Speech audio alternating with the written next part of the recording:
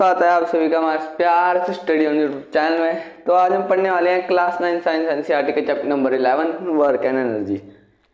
आज की क्लास में हम सिर्फ वर्क और एनर्जी और बहुत मतलब इतनी सारी चीज़ों के बारे में बात नहीं करेंगे। वर्क के बारे में बात करेंगे, उसके न्यूमेरिकल के बारे में और उसकी नहीं मतलब एनर्जी के बारे में बात करेंगे। तो चलिए अपना लेक्चर शुरू करते हैं और एंड तक जरूर देखिए, इनमें बहुत मेन टॉपिक बताऊंगा मैं। वर्क क्या होता है, मैं वन शॉट नहीं बनाता क्योंकि ना बहुत लंबी हो जाती है वीडियो। काफ़ी लोग कहते हैं ना वन शॉट बनाओ, तो काफ़ी लंबी हो जाती है वीडियो, इसलिए मैं अलग अलग पार्ट में डालता हूँ। देखो वर्क क्या होता है, वर्क की डेफिनेशन क्या है। वर्क क्या, तुम देखो, तुम सोचते हो भाई हम स्कूल में जाके वर्क करते हैं, है ना, पेपरों से पहले वर्क करते हैं, हम बहुत सारी चीज़ों में तुम वर्क करते हो, लेकिन फिजिकली तुम्हारा वर्क हो रहा है। देखो जैसे तुम यहाँ खड़े हो हैं, ठीक है, मान लिया ना ये है एक बड़ा सा पत्थर, तुम इस पे एक फोर्स लगा रहे हो, ठीक है, फोर्स लगा रहे हो। अब एक बात समझो कि बताओ तुमने इस पूरे प्रोसेस में ये पत्थर अपनी पोजीशन से नहीं हिला, तो अब तुम कमेंट करो कि इसका वर्क डन हुआ है। जल्दी बताओ हुआ है वर्क डन? नहीं हुआ, हाँ बिल्कुल नहीं हुआ इसका वर्क डन। क्यों? काफ़ी बच्चे पूछेंगे क्यों नहीं हुआ इसका वर्क डन। क्योंकि जो वर्क डन होता है वो दो मेन फैक्टर पे डिपेंडेंट है, फोर्स एंड डिस्प्लेसमेंट। मतलब कि देखो अगर तुम साइकिल चला रहे हो तो तुम एक फोर्स भी लगा रहे हो ऑब्जेक्ट पे, साइकिल पे, पैडल पे, अपने पैरों पे फोर्स लगा के, फोर्स पैडल पे लग रहा है, फिर पैडल से क्या हो रहा है, डिस्प्लेसमेंट हो रही है तुम्हारी एक जगह से दूसरी जगह से, इनिशियल से फाइनल। ये देखो तुम यहाँ हो, पैडल मारा तुमने, तुम यहाँ गए, डिस्प्लेस हुए, डिस्प्लेसमेंट हुई और फोर्स भी लगा एक जो तुमने लगाया। तो दो मेन फैक्टर पे वर्क चलता है, फोर्स एंड डिस्प्लेसमेंट पे। तो अब इसकी हम थोड़ी डीप बातें करते हैं। अब देखो कि ना एक मान लो वर्क डन का ना तुमने ना फॉर्मूला पढ़ा होगा, F into displacement, force into displacement. तो ना देखो फोर्स इंटू डिस्प्लेसमेंट क्यों पढ़ा इसका फॉर्मूला, क्योंकि ना मान लो कि तुम ना, ये मैंने एग्जांपल दिया है तुम्हें और 2-3 एग्जांपल दूं। देखो जैसे मैं यहाँ खड़ा हूँ, मैं दीवार पे फोर्स लगा रहा हूँ, F फोर्स से दीवार पे फोर्स लगाया जा रहा हूँ, ये दीवार हिल नहीं रही, डिस्प्लेसमेंट नहीं हो रहा, तो वर्क डन 0 पे है। चाहे हमारे कितने भी फिजिकल वर्क हो, फिजिकल वर्क से मैंने नहीं कहा फिजिकल वर्क नहीं हो रहा, लेकिन साइंटिफिकली वर्क 0 है, तुम्हारा जो भी तुम वर्क डन कर रहे हो 0 है। लेकिन अगर मैं इसका ही एग्जांपल देता हूँ मैं, ये मेरे पास, ये देखो ये है डब्बा, इस पे मैं अगर थोड़ा सा भी ऐसे फोर्स लगाऊं, क्या हुआ, डिस्प्लेस होगी, फोर्स लगाया और डिस्प्लेस भी हुई, तो अब बताओ वर्क डन हुआ? हाँ बिल्कुल हुआ। क्यों? क्योंकि फोर्स भी लगा, डिस्प्लेसमेंट भी हुई। तो दो मेन फैक्टर अब तुम्हें पता चल गया ना, फोर्स इनटू डिस्प्लेसमेंट। तो अब तुम वर्क डन का फॉर्मूला निकाल सकते हो, वर्क डन का फॉर्मूला। अब मेरी बात ध्यान से सुनो, देखो Fs, तुम्हें तो ये बुक में ही पढ़ा होगा तुमने, Fs is the formula of work done. Fs मतलब फोर्स इनटू डिस्प्लेसमेंट। लेकिन काफ़ी स्कूल की टीचरें या बहुत सारी जगहों में Fs ही पढ़ाया जाता है, लेकिन जो इसकी मेन मतलब असली डेफिनेशन है, रियल डेफिनेशन क्या है इसकी real definition? Fs cos theta. तुम बोलोगे भाई ये कोस थीटा कहाँ से आया, तुम ट्रिग्नोमेट्री के पढ़ाने लग गया। हमें कोस थीटा इसलिए आई थी, इसकी ना जो मेन वैल्यू है ना वो कोस थीटा लगा के इसकी मतलब असली वैल्यू आती है, जो भी है इसकी असली वैल्यू। अब देखो तुम बोलोगे भाई हमने ट्रिग्नोमेट्री तो पढ़ी है, ट्रिग्नोमेट्री आती है कब, 10th में, है ना। तो मैं अभी तुम्हें बता देता हूँ, कोस थीटा क्या होता है, किसी भी प्लेन के बीच का एंगल, दो एक्स एक्सिस और वाई एक्सिस के बीच पे जो एंगल होता है, जो अननोन होता है, हमें पता नहीं होता, उसे कहते हैं हम थीटा। जैसे मान लो ये है एक प्लेन, इसका एंगल है थीटा, मतलब ओ भी बना सकते हो तुम, ओ की तरह ही होता है थीटा है। और मान लो ये है ऐसे, ये भी थीटा है ना। बहुत सारे एग्जाम्पल हैं थीटा के। थीटा वही होता है unknown angle is called theta. Theta अब तुम बोले क्या है नाम है थीटा, अभी तुम 10th में ही पढ़ोगे भाई अननोन, वो मतलब अननोन वैल्यू के बारे में। कोस, पहली बात आती है 0 डिग्री। कोस 0 डिग्री कितना होता है? अगर 0 डिग्री कोस कब होएगा ये, कब होएगा ये 0 डिग्री? थीटा 0 डिग्री तब होएगा जब बिल्कुल फोर्स भी यही लगे, डिस्प्लेसमेंट भी यही होए, तो कितना हो जाएगा 0 डिग्री। 0 डिग्री में इसकी वैल्यू होती है 1। तो अब बताओ इसकी वैल्यू 1 आ गई इसमें, है ना, इसमें 1 आ गई। अब बताओ कोस 30 डिग्री की वैल्यू कितनी होती है? जल्दी बोलो, कोस 30 डिग्री की वैल्यू कितनी होती है? जल्दी जल्दी जल्दी। कोस 30 डिग्री मतलब यहाँ ऐसे, थोड़ा ऐसे 30 डिग्री। कोस 30 डिग्री की वैल्यू जो होती है वो होती है √3/2। रूट, अबे यार तुम्हें दिख नहीं रहा होगा, √3/2। √3/2 कोस 30 डिग्री की वैल्यू होती है ना। तो और अभी इसमें डीपली मत जाना क्योंकि ये तुम 10th में पढ़ोगे, मैं बस इसके लिए कोस थीटा आया है ना इसलिए पढ़ा रहा हूँ तुम्हें। 45 डिग्री, 45 डिग्री में होता है 1/√2, ठीक है, समझ आया? √2 भाई, ये लो √2। और कोस 60 डिग्री 1/2। कोस 60 डिग्री मतलब ये 60 डिग्री पे क्या हो जाएगा, ये 1/2, ठीक है। और कोस 90 डिग्री, 90 डिग्री जरूर ध्यान रखना, 90 डिग्री मतलब ऐसे, फोर्स यहाँ लग रहा है, डिस्प्लेसमेंट यहाँ हो रही है, डिस्प्लेसमेंट यहाँ हो रही है, फोर्स यहाँ लग रहा है। अबे एक ही तो बात है यार, डिस्प्लेसमेंट यहाँ हो रही है, फोर्स जहाँ मतलब उल्टा हो रहा है वो 90 डिग्री में हो रहा है। दोनों चीजें, फोर्स और डिस्प्लेसमेंट 90 डिग्री में है, तब क्या होगा इसकी वैल्यू 0 भाई। मतलब तुम अगर किसी चीज को ऊपर खींच रहे हो और वो इधर की तरफ डिस्प्लेस हो रही है तो वर्क डन कितना हुआ तुम्हारा? 0। क्यों? यहाँ 0 हो जाएगा, मल्टीप्लाई करके सबको क्या कर देगा, ये 0 कर देगा। कोस 90 डिग्री तक पता चल गया ना तुम्हें, है ना। अब मैं बारी आती है यहाँ पे। अब तुम बोले भाई और भी है के? हाँ और भी है, ज्यादा ना खुश मत हो। देखो कोस 90 डिग्री के बाद अब बारी आती है मेन टॉपिक की, जो ये तो तुम्हें पढ़ा दिए जाएंगे, लेकिन ये जो मैं बता रहा हूँ ना कोस, अब बताओ 90 में 30 डिग्री और मिलाओ कितना होएगा? 100, 110, 120, 120 डिग्री कितनी होएगी? वैल्यू फाइंड करनी है। और फिर कोस 150 डिग्री 30 और मिला दिया। और फिर कोस क्या आया? कोस 150 मिलाया 180 डिग्री, है ना, ये आ गया ना। तो यार यही होता है ना कहीं मुझे पिटवा दो तुम। देखो, अरे देखो इससे 30 मिला, फिर 30 में 15 मिलता है, फिर 15 में कितना मिलता है बे? 15 में फिर 15 मिलता है, फिर उसमें 30 मिलता है। चलो पहले 30 जोड़ते हैं फिर 15 जोड़ते हैं। पहले हमने 30 जोड़ा फिर 15 जोड़ा तो कितना आया? इसमें 15 जोड़ा तो 135 डिग्री, समझ आया? 135 डिग्री। अब फिर 15 जोड़ेंगे, क्यों? इसमें 15 जोड़ के ये आएगा, है ना। फिर 15 जोड़ो, 15, 5, 5, 0, 1, 5, 3, 8, 9, नहीं यार 15 जोड़ के 90, 190 तो ना आ जाएगा। देखो इसमें आया 40 और 150, 150 डिग्री। अब इसमें मिला दो कितना? 30, तो कोस 180 डिग्री। अब समझ आ गया ना तुम्हें? अब यार ज़्यादा इधर नहीं जाना। देखो अब समझ आ गया ना, ये इसी का है भाई, कोस 180 डिग्री का। अब देखो इनकी वैल्यू क्या होगी, जो ये वैल्यू है एज इट इज इनको यहाँ पे पुट कर दो। कैसे? मस्त ना, अपोजिट ऑर्डर में पुट करना कि उल्टा उल्टा माइनस में आए इसका आंसर। यहाँ पे 0 है, यहाँ पे 0 है, यहाँ से यहाँ पे गया तो 120, 1/2, 1/√2, √3/2 और 1। तो अब अगर यहाँ से यहाँ जाएगा तो 1/2 के जितना ही तो हुआ, लेकिन दूसरी डायरेक्शन में डिस्प्लेस हुआ।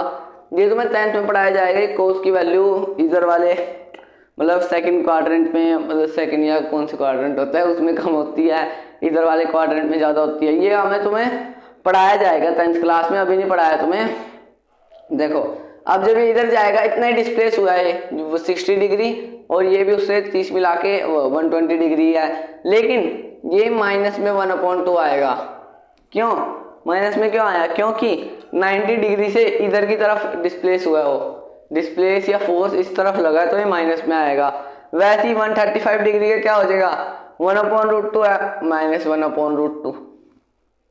ठीक है, रूट 150 डिग्री कितना आया? √3/2 बस वो क्या हो जाएगा? माइनस का हो जाएगा। और कोस 180 डिग्री, कोस 180 डिग्री कैसे निकालोगे तुम? कोस 0 डिग्री 1 है और कोस 180 डिग्री कितना हो जाएगा? -1। मतलब अगर फोर्स यहाँ लग रहा है, डिस्प्लेसमेंट यहाँ हो रही है, तो अबे यार मायो क्यों कह रहा हूँ मैं ये जो है कोस 180 डिग्री लगे और इस पूरे की वैल्यू कितने आएगी? माइनस में। क्यों? अब देखो तुम जैसे मान लो तुम साइकिल चला रहे हो यहाँ से यहाँ, है ना, तुम पे एक F फोर्स लगेगा, डिस्प्लेसमेंट कहाँ हो रही है तुम्हारी? यहाँ पे हो रही है तुम्हारी डिस्प्लेसमेंट, लेकिन रिटार्डेशन फोर्स कहाँ लग रहा है? जल्दी जल्दी बोलो, जल्दी जल्दी बोलो, कमेंट में बोलो जल्दी। रिटार्डेशन फोर्स किस डायरेक्शन में लग रहा है? अपोजिट डायरेक्शन में। और जब भी मैंने बोला था अपोजिट डायरेक्शन में फोर्स लगेगा तो क्या आएगा? माइनस का। तो यहाँ पे वही है भाई, -1। इतना तो समझाना तुम्हें वर्क एंड एनर्जी में। वर्क का तुम्हें बिल्कुल अच्छे से मैंने डेफिनेशन दे दिया, पूरा मैंने वर्क का ही बताया भाई तुम्हें। अब चलते हैं अपनी नेक्स्ट स्लाइड पर जिसमें हम पढ़ेंगे एनर्जी। वे हो जा रहे हैं। अब आते हैं जरा से न्यूमेरिकल की तरफ, वर्क डन के। वर्क डन के न्यूमेरिकल में क्या पढ़ेंगे हम? वर्क डन के न्यूमेरिकल ना बहुत ही वाहियात किस्म के, बहुत ही गंदे किस्म के, बहुत ही बेकार किस्म की चीज़ है।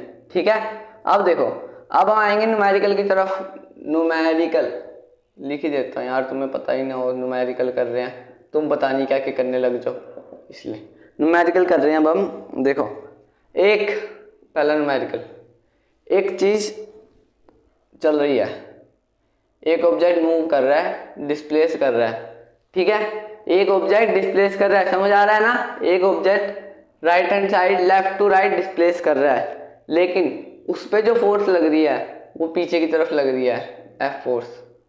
और वो F फोर्स कितनी है? वो है 20 न्यूटन। और डिस्प्लेस थोड़ी सी आगे जाके वो रुक गया, डिस्प्लेस कितना हुआ हो?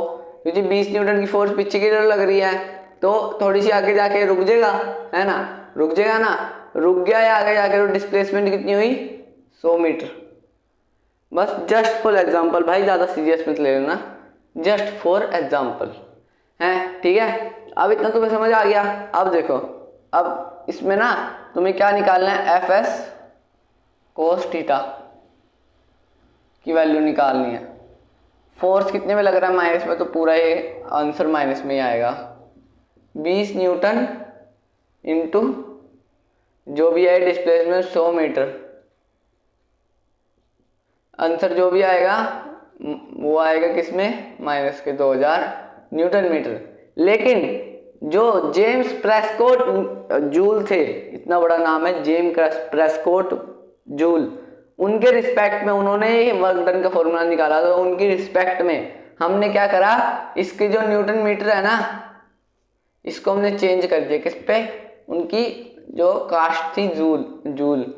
तो ना हम इसे ना -2000 न्यूटन मीटर नहीं कहते, हम इसे कहते हैं -2000 जूल वर्क डन हुआ है किसी भी ऑब्जेक्ट का।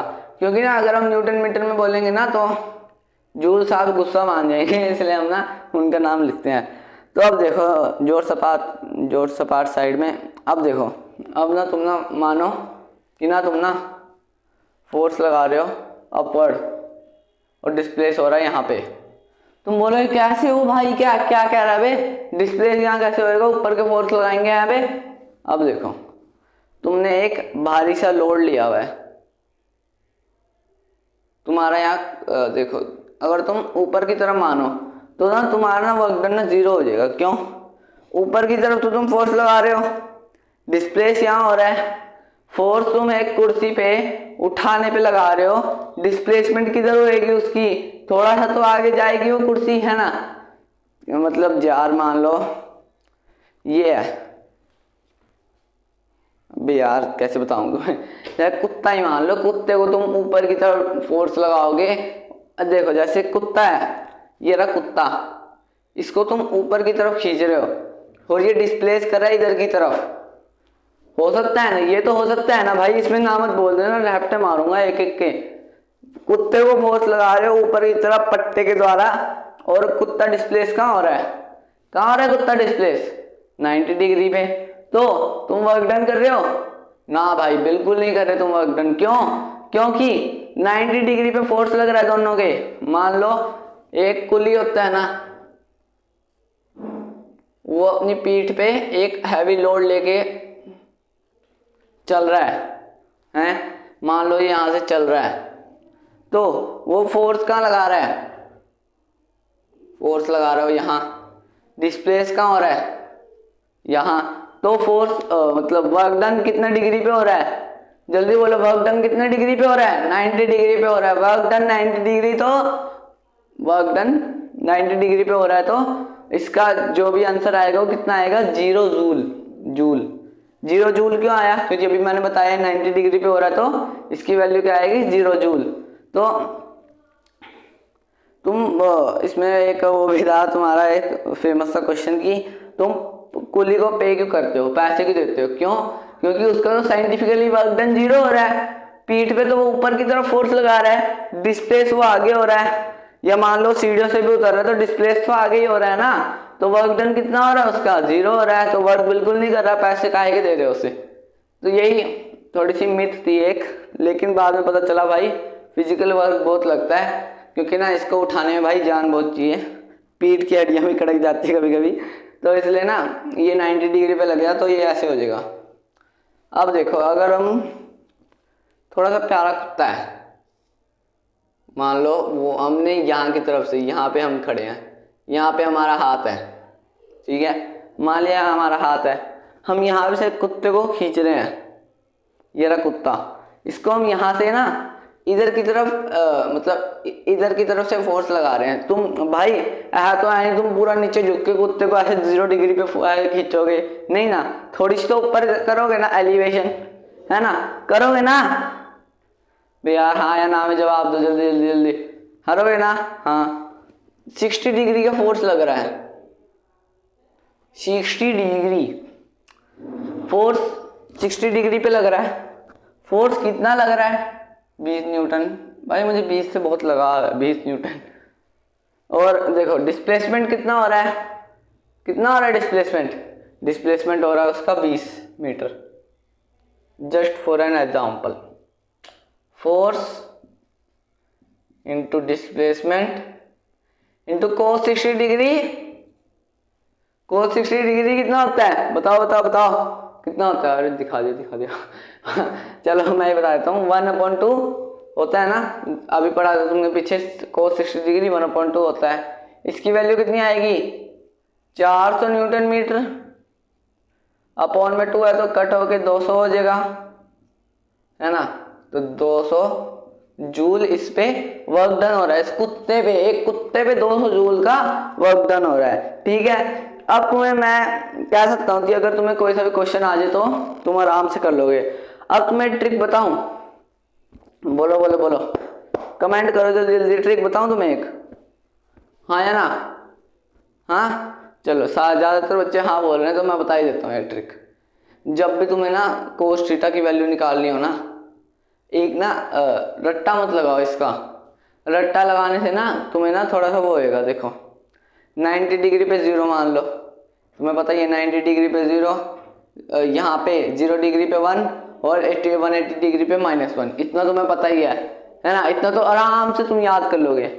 अब बस मान लो तुमने ना 60 डिग्री पे ले गए, 60 डिग्री पे क्या हो जाएगा, 60 डिग्री पे हाफ हो जाएगा, इतना हो जाएगा, है ना, 60 डिग्री हाफ ही तो होएगा, थोड़ा सा हाफ से ऊपर यहाँ, है ना जी, हाफ तो 45 डिग्री होता है, यहाँ पे 60 डिग्री इसके थोड़ा सा नीचे तो 1/2 हो जाएगा, ऐसे याद रखो, इसको थोड़ा सा नीचे लेके तो 1/2 हो जाए, 1/2 की वैल्यू होती है 0.5, थोड़ा और नीचे ले जाओगे तो 45 डिग्री हो जाएगा, 45 डिग्री की वैल्यू होती है 1/√2, है ना, थोड़ा नीचे ले जाओगे तो 1/√2 हो जाएगा, उसकी वैल्यू और कम होएगी, है ना। तुम्हें बस वैल्यूज याद रखनी है और डिग्री में तुमने अपने आप से रखना है, क्योंकि तुम्हें पता है 1/√2 1/2 से छोटा है, तो डिग्री कितनी होगी, छोटी होगी। और 45 डिग्री से 30 डिग्री पे जाओगे इतना √3/2 उसकी वैल्यू और ही छोटी होगी, जमा ही छोटी होगी, 0 पॉइंट में कुछ आएगी, है ना। तो उसकी वैल्यू 0 पॉइंट में कुछ आएगी, तो तुम्हें याद रखना है √3/2 वैल्यू सबसे कम है तो वो 30 डिग्री पे होएगी, और 0 डिग्री पे तुम्हें पता ही है। अब वही एप्लीकेशन तुमने यहाँ की तरफ करनी है, लेकिन बस वो माइनस में करनी है। माइनस में तुम्हें एक चीज में, जैसे मुझे भी अभी तो मैंने करा, दिक्कत थी कि यहाँ से यहाँ कितना डिग्री होता है। मैं तुम्हें बता दूं 90 से पीछे 120 होता है, 120 से पीछे थोड़ा सा होता है 135 डिग्री, 135 डिग्री से थोड़ा सा नीचे होता है फिर से 150 डिग्री, और 150 डिग्री से बिल्कुल यहाँ पे 180 डिग्री। अब ये वैल्यू याद तो 120 135 150 180 180 तुम्हें याद है, बस क्या याद रखना है, 120 भी तुम्हें याद ही होएगा, है ना। अब बस क्या रखना है 135 और 150, बस ये दो वैल्यू याद रख लो और तुमने वैल्यू तो बड़ी आराम से हो जाएगी। ये ट्रिक बहुत आसान सी थी, इससे तुम ज़्यादातर क्वेश्चन आराम से कर लोगे। तो चलिए अब एनर्जी वाले स्लाइड में चलते हैं। तो हाँ गाइस, आते हैं अपने मेन टॉपिक पे। तो अभी तक जो मैंने पढ़ा वो तुम्हें समझ आया, हाँ या ना में बोलो, कमेंट करो जल्दी हाँ या ना, है ना। समझ तो आया होगा ना, जो भी मैंने अभी तक पढ़ाया बिल्कुल क्रिस्टल क्लियर तुम्हें याद होना चाहिए, क्योंकि ना ये जो फिजिक्स के जो चैप्टर होते हैं ना, ये मुश्किल होते हैं, बच्चों को लगता है बहुत मुश्किल है, लेकिन ना मैं ऐसी ऐसी शॉर्ट ट्रिक बताऊंगा ना कि तुम्हें ना ये बच्चों वाले सवाल लगने लग जाएंगे। तो ठीक है, चलो शुरू करते हैं अब एनर्जी का पार्ट। तो अब हमने क्या पढ़ना है, एनर्जी, ठीक है। अब देख लो तुमने क्या सोचते हो, तुम्हारा दोस्त है पिंकू,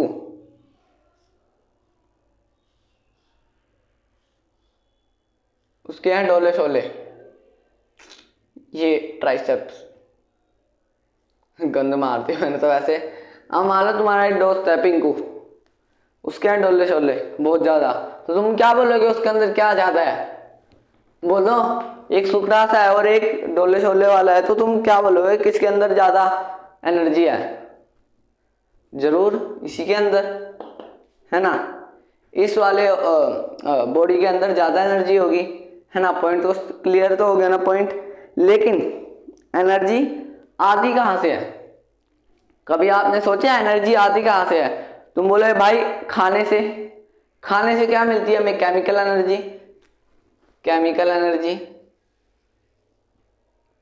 है ना, केमिकल एनर्जी मिलेगी। केमिकल एनर्जी किस में कन्वर्ट होती है, फिजिकल एनर्जी, है ना। तो तुम जब खाना खाते हो तुम्हारे अंदर एक केमिकल एनर्जी आती है, फिर वो हो जाती है फिजिकल एनर्जी में, फिर फिजिकल एनर्जी से तुम क्या कर पाते हो, अभी पढ़ा वर्क डन। फिजिकल एनर्जी से तुम क्या कर पाते हो, वर्क डन कर पाते हो। तो ये ऐसी चेन सी बन गई वर्क डन, इससे तुम वर्क कर सकते हो, ये जो तुम्हें जो भी फिजिकल एनर्जी तुम्हारे पास आएगी। तो अब एनर्जी और किसकी चीजों से आती है, और आती है सबसे ग्रेटेस्ट सोर्स एनर्जी का क्या है, सन।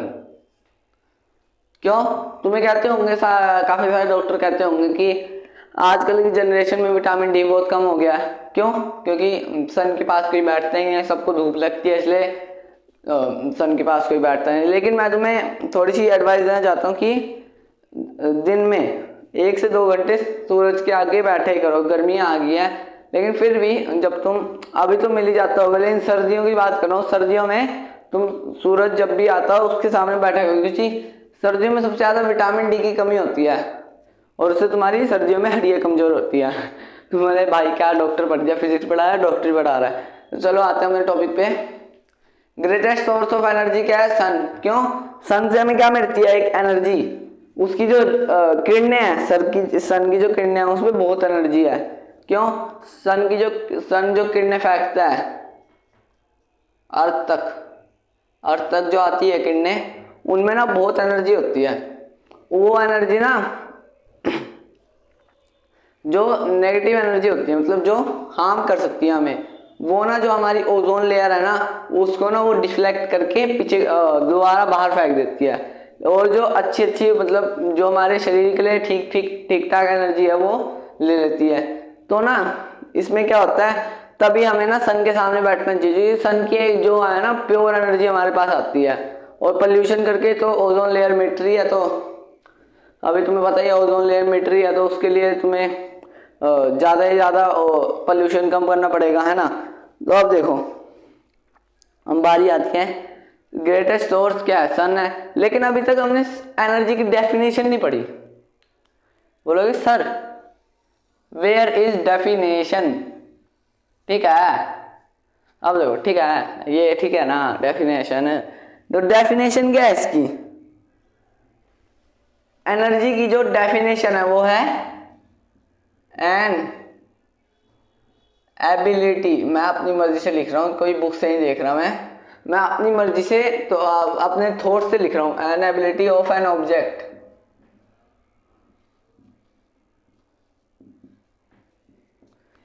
क्या अब तक हमने क्या पढ़ा, एन कैपेबिलिटी पढ़ लो या एबिलिटी पढ़ लो, किसी भी एक ऑब्जेक्ट की काम करने की क्षमता को हम क्या कहते हैं, energy. And ability of an object to do work is called energy. यार पेन फीका चलने लग गया यार, तुम सब्सक्राइब काहे नहीं करते यार, सब्सक्राइब करा करो। बड़ा वाला पेन लूंगा उससे सिखाऊंगा, ये पेन खोखला हो गया, अब इसमें रिफिल डालनी पड़ेगी। तो चलो पढ़ते हैं। अब देखो an ability of an object to do work is called energy. मतलब एक ऑब्जेक्ट अगर वर्क कर रहा है तो उसके अंदर क्या होगी, एक एनर्जी होगी, क्योंकि बिना एनर्जी के कोई वर्क नहीं कर सकता।